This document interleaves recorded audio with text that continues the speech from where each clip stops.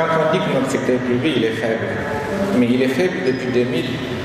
Parce que chaque régime qui vient, il vient avec son secteur privé, fait travailler ces gens qui ne délivrent pas, et à la fin de la journée, on dit que le secteur privé n'est pas bon, ça n'est pas vrai. Les routes en Sierra Leone, au Mali, au Libéria, en Guinée ont été conçues par les entreprises sénégalaises. Aujourd'hui, ces entreprises ont des problèmes pour avoir des travaux d'entretien routier dans notre pays. Et c'est tout le sens du Djibouti dont on parle. C'est arriver à redresser. Ceux qui ont fait les villes comme au Gabon, en Guinée équatoriale, ce sont les maçons sénégalais. Donc ce problème de capacité de réaliser des travaux ne se pose pas. Vous prenez l'ARENA. Ceux qui ont conçu l'ARENA, ce qu'ils ont acheté au Sénégal, c'est du ciment, sans plus. C'est du ciment. Il n'y a aucune valeur ajoutée.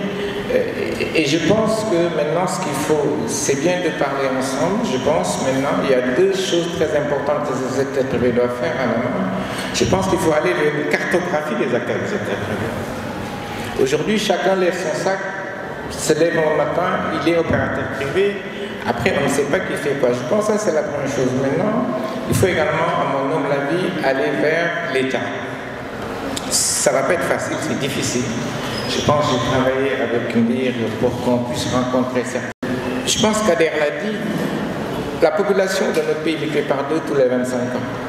Et ce n'est pas Khayundawi qui va régler le problème du chômage des jeunes. Il faut vraiment ne pas connaître les dynamiques économiques pour le savoir. Donc je pense qu'il faut aller plus loin, qu'il faut approcher l'État, être surtout force de proposition pour arriver à trouver des solutions.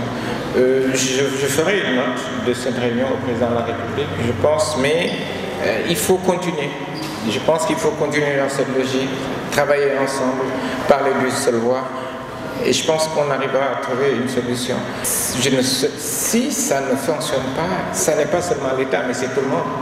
On est assis sur une bombe et il y a des attentes qui sont très très importantes. Et je pense qu'il faut qu'on aille dans cette logique. L'investissement direct étranger, c'est bien. Mais l'investissement direct étranger en impliquant le secteur privé national est encore beaucoup mieux. Parce que là, les gens vont créer de la valeur, on va faire du transfert de technologie et le savoir. Ce n'est pas seulement les travaux qui vont rester, c'est également le savoir-faire.